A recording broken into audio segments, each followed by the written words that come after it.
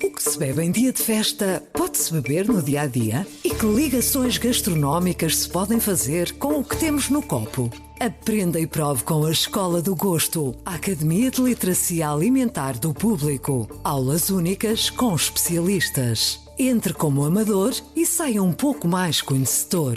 Não perca a próxima aula, a 18 de novembro, no Porto. Os lugares são limitados. Inscreva-se já em público.pt.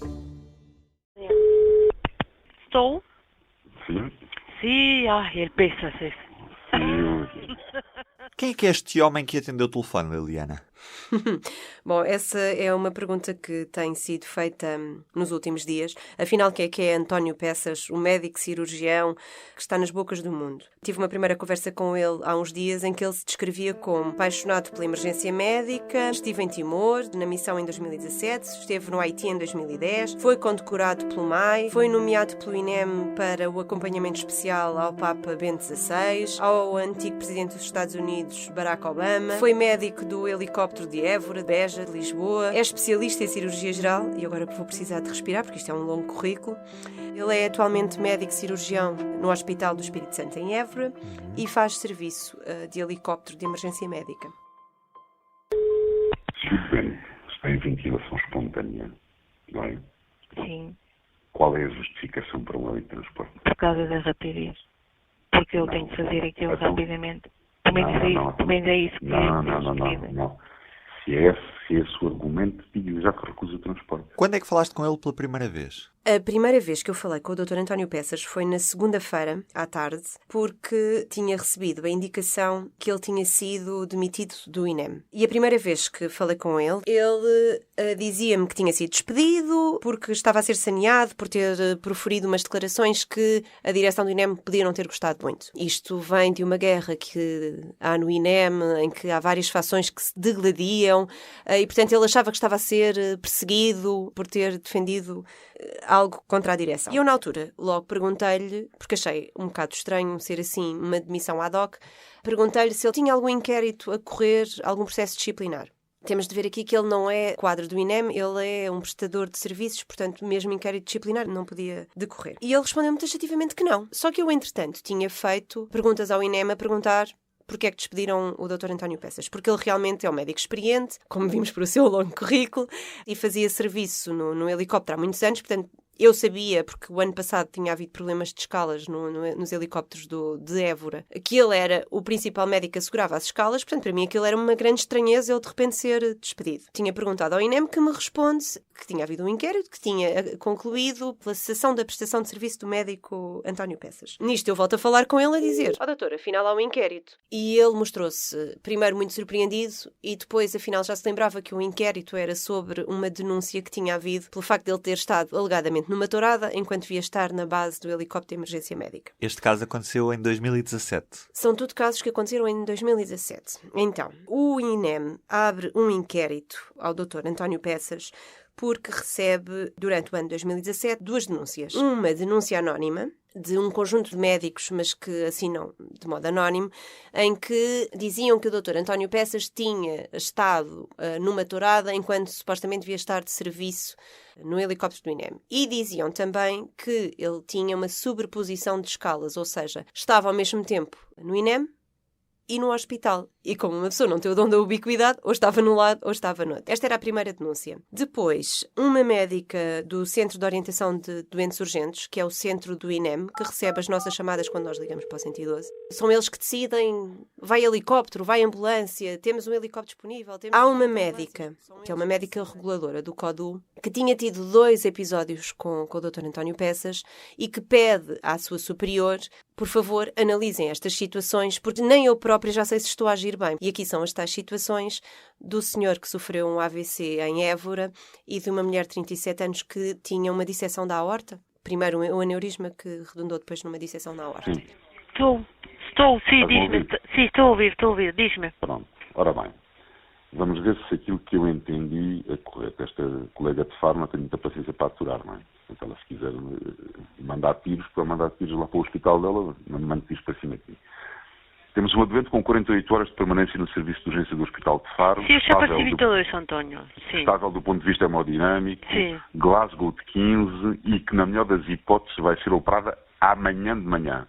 Certo? Sim. Portanto, qual é a urgência do transporte de helicóptero? É claro hoje quais é que são as implicações das decisões que ele tomou na vida destes pacientes? Essa foi, se calhar, a nossa primeira dúvida. Foi o que é que aconteceu a estas pessoas, não é? Para nós, o mais importante, além da conduta do médico, obviamente, que é importante nós escrutinarmos isso, é o que é que aconteceu a estas pessoas, que implicações é que teve a decisão dele na vida destas pessoas. Se calhar vamos por partes. Começamos pelo caso da tourada, que se calhar foi o mais conhecido. O paciente acabou por ir de ambulância e, que se saiba, não teve problemas. E aqui, se calhar, no caso da tourada, era mesmo uma questão de funcionamento. O médico não pode estar de serviço de escala num helicóptero de emergência. Atenção, nem sequer estamos a falar de urgência, não é?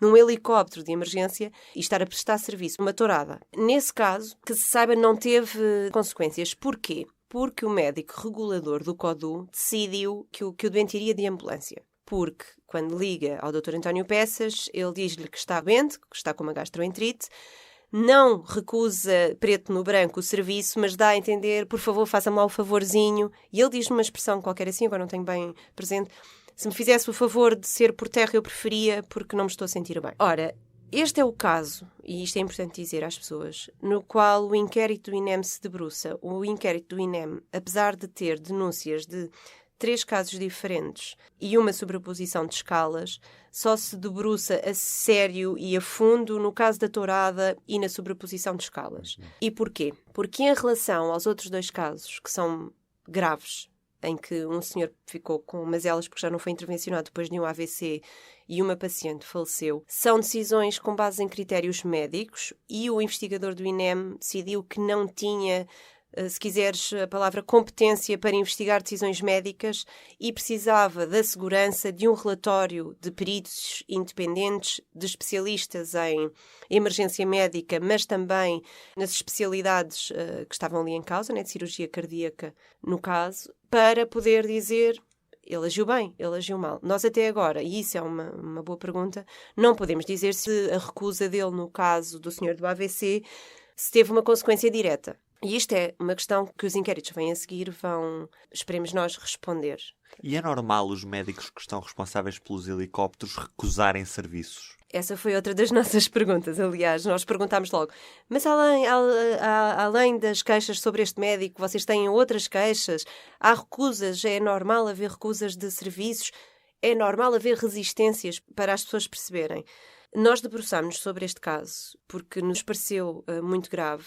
Porque eu sou leiga no assunto, não é? Tu também deves ser leiga no assunto. Mas quando nos chegam, e chegaram-nos muita documentação, de chamadas do INEM, em que está uma médica muito aflita ou percebe-se que ela está em stress porque tem uma situação grave, a acionar um helicóptero, e do outro lado temos um médico que protela uma decisão e que resiste a tomar essa decisão. Espera lá. Vamos lá falar com e que discute a decisão. Não vale a pena estar a falar dessa maneira. Durante largos minutos. Temos telefonemas que chegam a 18 minutos. Eu digo assim, na minha cabeça, enquanto leiga, isto parece-me contraditório àquilo que é um serviço de emergência, não é? Uma pessoa pensa em emergência, recebem um telefonema e lá, pronto, e vão, e arrancam. Pronto. Portanto, isso para nós, à partida, pareceu-nos muito estranho. Decidimos perguntar ao Dr. Vítor Almeida, que é presidente do Colégio de Emergência Médica da Ordem dos Médicos. Ele explica melhor do que eu o que é normal e o que é que não é normal. Para que as pessoas percebam como é que se processa, digamos, o socorro do sistema ao serviço de helicópteros de emergência médica do INEM, o sistema funciona da seguinte maneira. Os helicópteros de emergência médica do INEM são compostos, portanto, por 2 pilotos, neste caso em Portugal, porque fazemos missões noturnas. Os helicópteros estão a funcionar durante 24 sobre 24 horas, ao contrário de outros países europeus. Nós temos o sistema a funcionar constantemente e é tripulado por um enfermeiro e por um médico que são, no fundo, a equipa médica que estão dentro do helicóptero.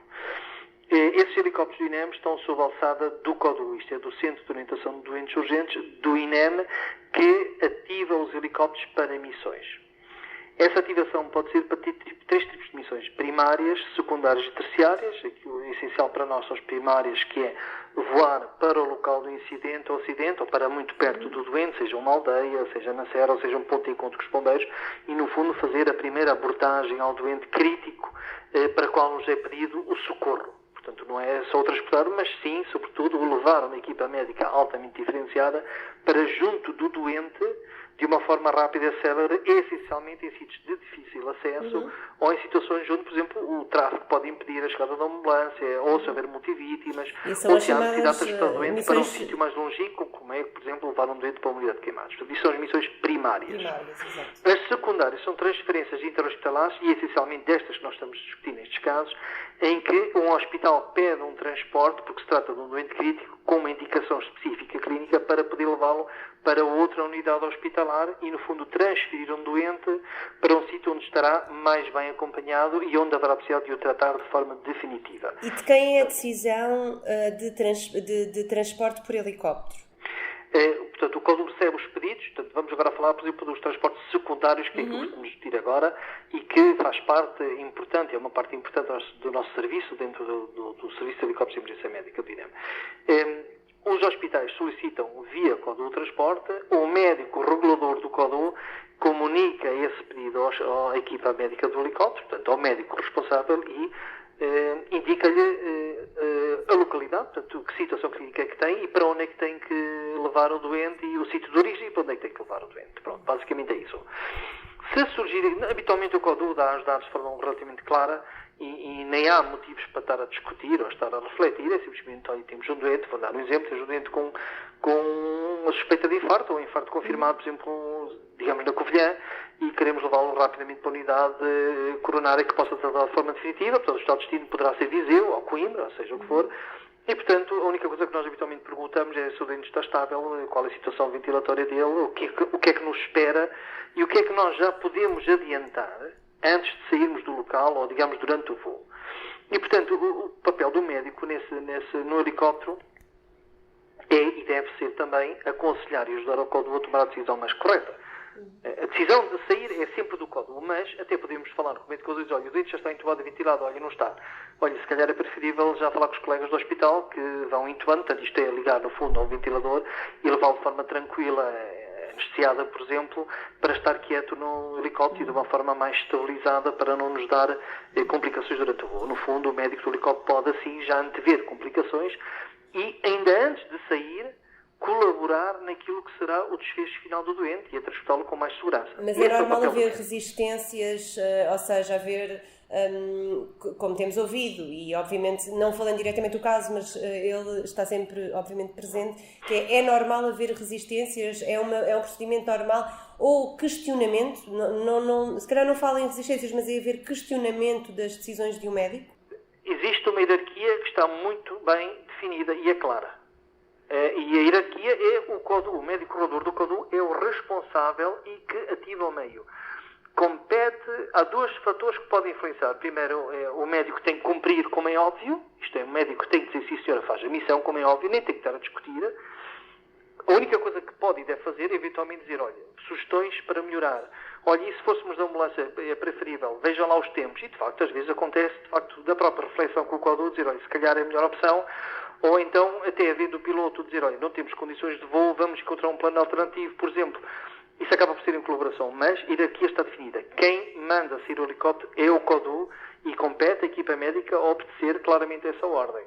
Ao chegar ao local, a situação é um pouco diferente. Ao chegar ao local, o médico tem a capacidade clínica e o dever clínico de dizer este doente tem condições para ser transportado ou não. Okay. Até pode ser um doente que está tão mal e está numa situação tão crítica que eu posso chegar à conclusão de se eu agora o transportar no helicóptero, basta movimentá-lo de forma mais brusca ou basta haver alguma interferência técnica aqui nesta situação, acaba por prejudicar o doente. Doutor, e há alguns tempos, janelas temporais definidas, ou seja, entre o médico do CODU dizer é para fazer o transporte de helicóptero e a saída do helicóptero, há tempos definidos? É porque nós assistimos a casos em que claro, há conversas que duram até cerca de 1 hora entre conferências tripartidas com médicos. dúvidas colocadas, são cerca, às vezes... O habitual, eu posso falar da minha experiência, que estou a trabalhar neste serviço há 18 anos. No transporte primário, a saída é praticamente imediata. É a localização, a acidente de viação, até porque durante o voo, se houver dados novos, até se pode chegar à conclusão que, afinal, as vítimas de um acidente de viação são todas ligeiras, o helicóptero não é necessário e pode ser desativado no ar. Ok. Pronto, volta para trás, ainda bem. Porquê? Porque o helicóptero deve ser utilizado como se fosse uma viatura médica de emergência e reanimação normal, só que é uma forma, no fundo, é uma viatura médica com rotores que voa e que nos permite chegar, sobretudo no interior, rapidamente em sítios onde habitualmente uma viatura médica demoraria 1 hora ou 2 horas a chegar. E, portanto, aí é imediato. Nas transferências, o habitual também é sair ao fim de 5, 6 minutos para preparar o material, aquilo que falta eventualmente é no preparar, tirar algumas dúvidas sobre o estado clínico do doente, são telefonemas que demoram habitualmente 5, 6, 7 minutos e habitualmente depois enviamos os status que estamos de saída, avisamos o código que vamos sair e depois temos que, obviamente, dizer quando é que chegamos ao hospital de destino e quando é que estamos novamente operacionais. Imagino que temos que abastecer, olha, neste momento já não podemos fazer mais de uma missão, temos que abastecer, quando estivermos disponíveis voltamos a ativar, voltamos a contactar o código. Portanto, isto habitualmente estamos a falar de espaços de poucos minutos. Portanto, não é usual. Não é usual? Não é usual como bastonário. Muito bem, ainda ontem disse que há aqui uma situação anómala. Devo dizer que, do ponto de vista de operação, a defunção, isto é anómala, não é? E, de facto, o médico não pode recusar a saída. O médico pode, sim, quando estiver junto do doente, então dizer, olha, e a minha decisão final é que não vou levar o doente porque eu avalio clinicamente que o risco de o transportar é maior do que, eventualmente, deixá-lo estar no hospital e estabilizá-lo mais 1 hora ou 2, que já nos aconteceu, não é a primeira vez que isso acontece. Não tem conhecimento de outros casos de recusas de helitransporte? Eu devo dizer que em 18 anos de helicóptero não me lembro, pelo menos aqui da nossa região, que eu estou a falar de Santa Comadão, de haver manifesta recusa de qualquer médico de fazer um transporte. Eu não conheço a realidade dos outros sítios, mas nem VMER, nem helicóptero, eu conheço recusas. É óbvio que existem situações em que a nossa opinião acaba por ser, até porque temos alguma experiência nesta área, em que acabamos depois de fazer o debriefing e contactar o codor e dizer ao colega, olha, atenção, a gente acabou por levar o doente, mas não justificou, se calhar devíamos ter mais cautela, ou devíamos ter, em algumas situações até devíamos ter saído antes, mas isto é normal. Mas só depois. Exatamente, posteriormente discutimos os casos, porquê? A medicina é uma ciência que não é linear e se calhar há decisões que nós tomamos, que a primeira medida achamos que estão corretas e a segunda vista se calhar achamos bem, podíamos ter feito melhor. E ainda bem que assim é, porque se nós não discutirmos cada abordagem dos doentes, nós nunca vamos aprender a melhorar aquilo que fazemos. E, portanto, é perfeitamente normal e até desejável que o médico código, e até deve fazê-lo, o médico do helicóptero falar com o médico código e dizer, olha, atenção, olha, correu bem, fez isto, fez aquilo, o doente melhorou, não melhorou, se calhar futuramente podemos fazer desta forma, ou futuramente podemos ir para este hospital. Isto é importante haver o feedback. Agora, é de forma cooperativa e em colaboração, com uma hierarquia bem definida e não de forma confrontativa e estar a questionar. Portanto, eu não conheço situação em que alguém se atreva a telefonar e discutir com o médico do hospital porque é que havia ou não o doente. Não é usual. Portanto, os portugueses têm que perceber, e espero que se perceba também, que neste momento, do ponto de vista formativo, o país tem equipas médicos e enfermeiros altamente diferenciados. Temos helicópteros que neste momento estamos a nível europeu e é superior até a muito daquilo que se faz na Europa. Portanto, estamos, como nunca estivemos, qualitativamente bem neste momento, é um facto. Temos estabilidade neste momento porque temos, de facto, um contrato que nos permite durante 4 anos ter aeronaves de elevada qualidade e com equipas fixas que nos mantêm alguma estabilidade. E, portanto, do ponto de vista de qualidade, nunca estivemos tão bem. E é quando surgem estas notícias, sobretudo depois de um trágico acidente como o que tivemos em dezembro, que a nós, como profissionais do helicóptero, nos deixam muito desconfortáveis. Porque as pessoas, de facto... Continuam a ter dificuldades em ter as escalas de médicos, de equipas médicas nos helicópteros? O problema, neste momento, eu posso falar tranquilamente aquilo que é a Zona Centro, não há buracos nas escalas, portanto a situação está claramente estabilizada, mas está estabilizada... Porquê ou como é que é estabilizada a situação? Ou porquê é que não há recursos? Ou porquê é que não há falta de recursos? E aliás, isto é fácil de confirmar, o INEM só tem mesmo de médicos no quadro. Portanto, o INEM acaba por funcionar naquilo que é a sua resposta médica, essencialmente de médicos que são contratados, ou, por exemplo, no helicóptero Recife Verde, ou então prestam serviço em viaturas médicas através dos hospitais onde estão alocadas estas viaturas médicas. Isto é, por exemplo, a viatura médica de Vila Franca de Xira tem uma equipa médica que trabalha lá, um coordenador local, que depois escala os seus funcionários do hospital para prestar serviço naquela viatura médica. Ou no meu caso aqui em Viseu, ou falamos de Vila Real, e etc. Portanto, são médicos, habitualmente do próprio hospital, que nas suas horas livres acabam por prestar serviço na viatura médica.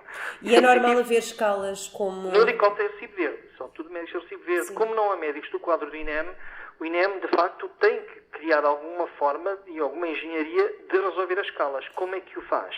Acaba por ter um número elevado de médicos nas escalas e de enfermeiros. Portanto, isso acaba por ter... O que não acontecia no caso deste médico em concreto, que chegava a fazer 20 turnos ou mais por mês. Isso é habitual para terem as escalas preenchidas? Ou não? O habitual é, pelo menos aqui na Zona Centro, médicos fazerem 2, 3 turnos no máximo por mês, são os turnos de 24 horas, isso é habitual. Pronto, 2 turnos, 3 no máximo. A Zona Sul, aliás, toda a região Sul tem manifestamente déficit de recursos humanos, nós sabemos disso. Isto não é só um problema do INEM, mas é um problema dos hospitais. É uma zona pouco atrativa, este serviço é mal remunerado, temos que admitir isso, isto é um serviço que é mal pago. E é aliciante, porque as pessoas acabam por gostar deste tipo de serviço. Apesar do risco que corremos, isto faz por gosto, não é? Isto não se faz porque se vai ganhar dinheiro. Não é. As pessoas gostam, de facto, deste serviço. Segunda questão, porque é que isto é difícil? O INEM não tem médicos no quadro, porquê? Não se torna aliciante, mesmo abrindo concurso, e o INEM tem aberto concursos para adquirir pessoal para o quadro do INEM, porque não existe uma carreira própria para o INEM. Ao não existir uma carreira própria para o INEM, para esta área específica de exercício clínico, os médicos não vão ter uma progressão na carreira, nem vão ter alguma estabilidade na situação, no ponto de vista de evolução clínica e evolução até de carreira profissional.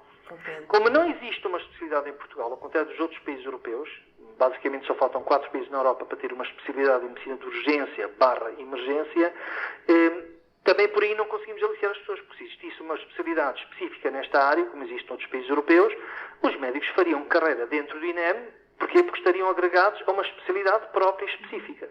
Portugal não tem essa especialidade. Esse é o grande dilema e o grande drama em Portugal. E é um drama que não só abrange os helicópteros, como também abrange a urgência hospitalares com o serviço de urgência básica, em que vivemos essencialmente do corpo clínico que está neste momento manifestamente subcarregado, sobretudo com grandes sacrifícios internistas em Portugal, que fazem 90% daquilo que é a liderança deste tipo de serviço e que estão claramente exaustos, sobrecarregados, depois acompanhado muitas vezes de médicos tarefeiros, que são de várias especialidades, que acabam por trabalhar a completar escalas de urgência. Portanto, a questão da emergência médica neste momento não é apenas um problema dos helicópteros, é um problema mais transversal. Eu não chamaria de emergência médica. Eu penso que o termo correto é urgência / emergência. Porquê? Okay. Porque dentro daquilo que são urgências hospitalares temos situações de emergência e acaba por ser, no fundo, tudo uma estrutura que está interligada. Nós não podemos separar o INEM daquilo que é uma urgência hospitalar. Nós devemos ver tudo de uma forma integrada. E o ideal, o que é que seria? Enquanto não houver esta especialidade, o ideal seria, por exemplo, estou a dar um exemplo concreto, aqui na Zona Centro, por exemplo, o Hospital de Coimbra ou o Hospital de Viseu fazer o acordo com o INEM, dizer, sim, senhor, eu tenho profissionais, o INEM abre vagas porque tem possibilidade de abrir e acaba por gerir-se quadros partilhados, em que eu sei que, por exemplo, estarei 3 dias num hospital, em que poderei estar eventualmente 2 dias no helicóptero, ou num CODU ou numa VMR, porque mesmo no CODU continuamos a ter dificuldades em recrutar pessoas. Estes quadros partilhados poderiam resolver, pelo menos ad hoc, os grandes déficits do pessoal do INEM. Mais uma agravante, não havendo este recurso no quadro do INEM, a resposta a situações de catástrofe, como foi aquilo que vimos no ano passado, é muito mais difícil de gerir. Porquê? Porque o INEM vai ter que recrutar pessoas aos hospitais e perguntar quando é que alguém está disponível. O Dr. António Peças já falou várias vezes sobre os diferentes casos, sendo que eu prefiro para já começar com as declarações que ele fez no processo de inquérito, portanto, as declarações que ele fez ao instrutor do INEM. Ele começa por lhe ser perguntado sobre a tourada. E ele, sobre a tourada, é muito interessante porque ele, ao instrutor do INEM, começa por tentar, e desculpem a expressão, livrar-se do caso por uma questão jurídica. E qual é que é a questão jurídica? É que a carta da denúncia que deu início ao inquérito é de 19 de fevereiro de 2017. Foi um lapso, porque as pessoas, quem quer que fosse, que queria escrever 19 de fevereiro de 2018 e está lá 2017, porque o caso da tourada é 29 de outubro de 2017. Portanto, ele diz, se a denúncia é anterior ao que aconteceu, isto juridicamente não vale. E ele tem alguma razão nisto. Porquê? Porque como é uma denúncia anónima, o instrutor do INEM não pode ligar a ninguém e dizer olha, então enganaram-se na denúncia. Portanto, ele logo aqui à partida tem esta questão jurídica que levanta. Depois, o que é que ele referia mais? Sobre as escalas, ele referia, e isto passa a citar, que nunca existiu simultaneidade e que o horário de trabalho praticado no Hospital do Espírito Santo é o que vem desenvolvendo desde o ano 2005. Significa 40 horas semanais, 2 dias de permanência e uma escala de 24 horas.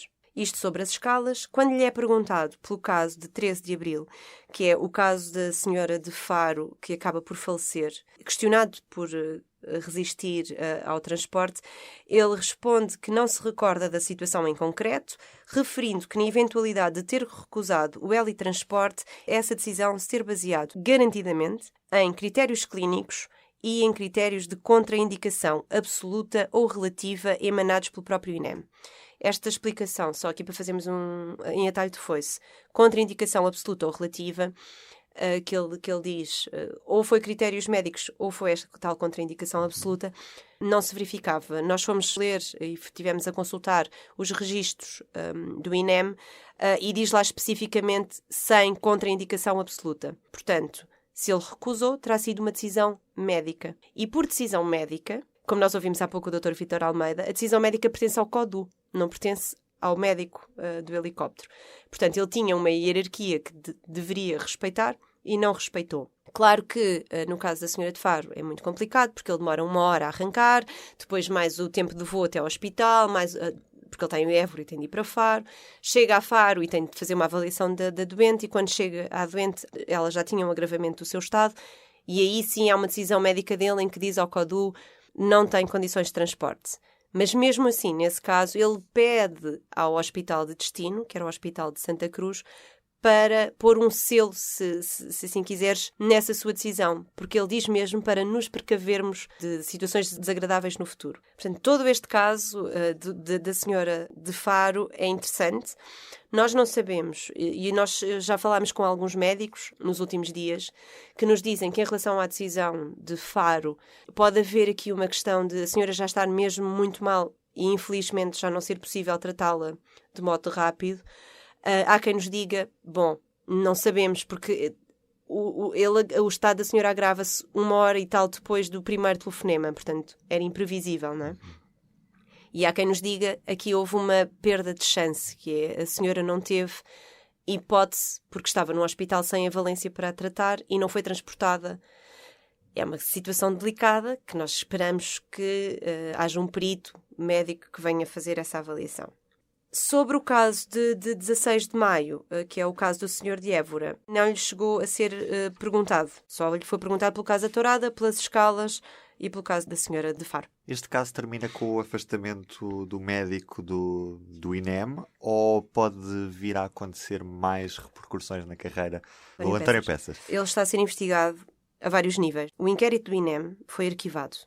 E foi arquivado por aqueles motivos que nós escrevemos na nossa edição de sexta-feira, que foi arquivado porque as testemunhas que lá falaram corroboraram de algum modo a questão dele da tourada, ou não se recordavam. Portanto, também há aqui uma questão que é ou corroboravam ou não se recordavam. Pronto.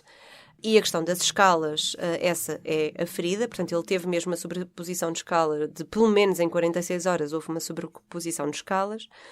E em relação aos outros 2 casos não foram avaliados porque não há o tal relatório de peritos. Portanto, eles arquivam o processo um bocado nesta base. Mas encaminham-no para a Inspeção-Geral das Atividades em Saúde, a IGAS, que é quem tem uma capacidade investigatória maior. Portanto, a investigação vai, de certeza, mais longe.